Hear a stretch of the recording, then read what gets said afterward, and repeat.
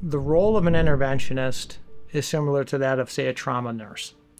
We have to come in, we have to meet with the family, we have to get everybody on the same page.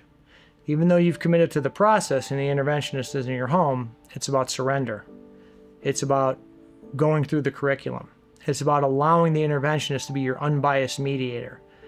I can't tell you how often the interventionist will get further with your loved one than you thought was possible or that you ever had. The interventionist's job is to be the person who is unaffected by the family dysfunction and by the substance user's behavior or the person with the mental disorder's behavior. Their job is to get you through the early stages of the curriculum. An interventionist who comes out is well-versed in communication skills and are well-versed in handling volatile and high anxiety situations. They're able to keep a level head and to be able to handle anything and everything that happens at an intervention.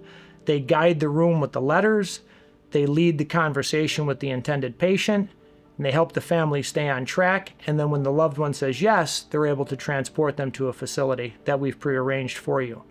They're also there to help you when your loved one refuses.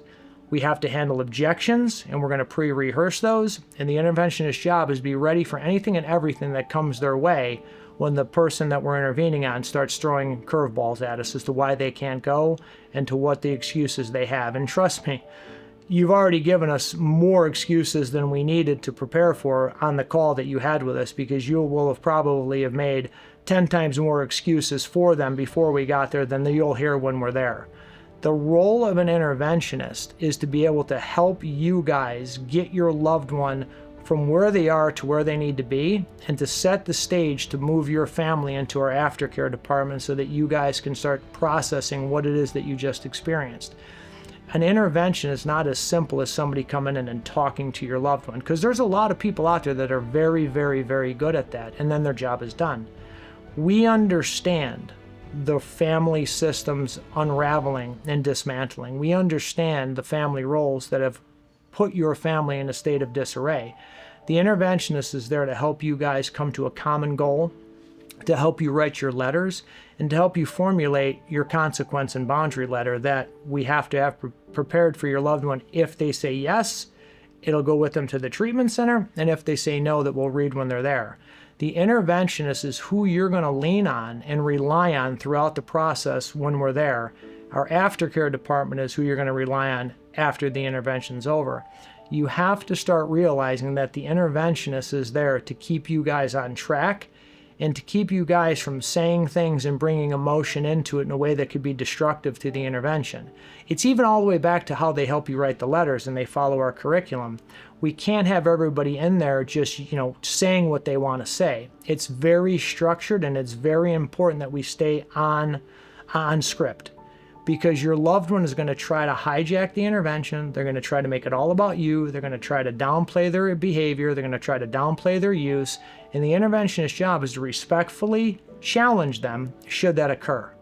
And they're there to help them understand what they're getting into by going to treatment. They're there to handle any volatility or last minute, fears that they're going to have.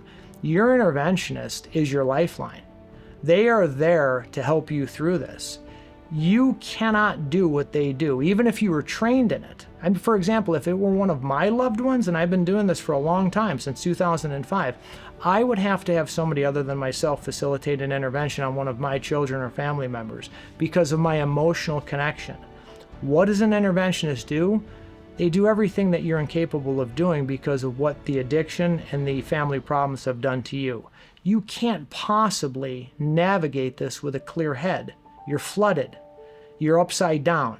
Let us help you and let the interventionists fulfill their role by guiding you through this process when they're there and into our aftercare department, because you will see that when this is over, you're going to need as much help after the intervention as you did during.